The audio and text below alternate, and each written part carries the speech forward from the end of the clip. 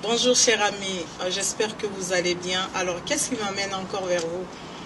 Mon livre Imagination qui arrive très bientôt et j'aimerais partager un point de ce livre avec vous, la loi de la polarité.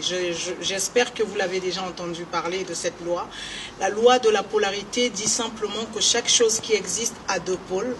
Il y a toujours deux faces dans chaque chose.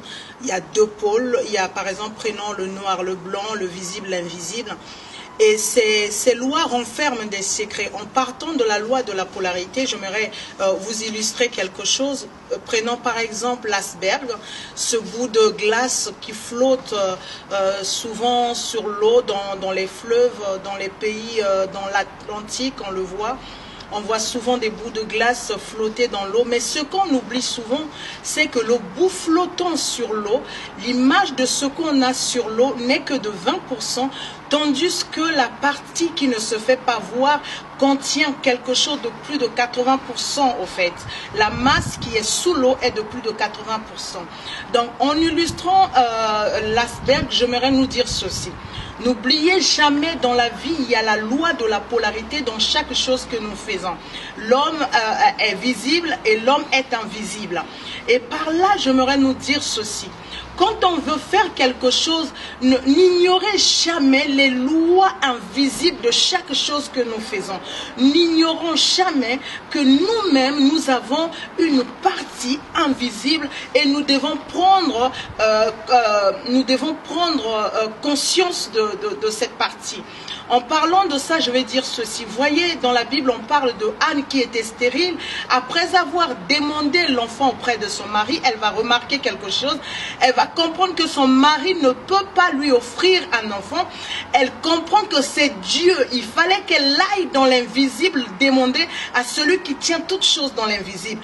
En allant prier, chercher Dieu au travers de sa parole, au moyen de sa parole, elle va trouver la réponse à ses prières. Le Seigneur va lui donner un enfant. La même chose se produit dans la vie de Jacob. La Bible dit, quand il fuyait son frère Ésaü, à un moment donné, il fait passer toute sa famille, il demeura seul. Et c'est en demeurant seul que son nom fit changer.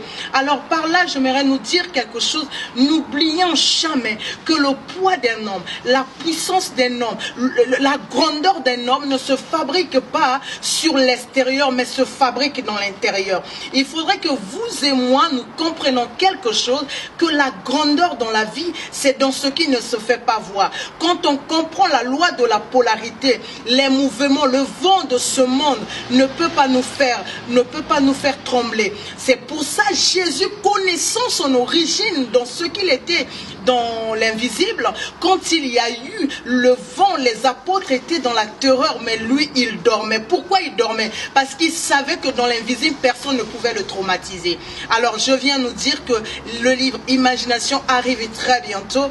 Toi et moi, préparons-nous à donner de la valeur à notre vie de prière, à notre vie spirituelle, à nos temps de méditation, à nos temps d'échange avec le Seigneur, à aimer la présence de Dieu, à chérir la présence de Dieu, à être des amoureux du Seigneur.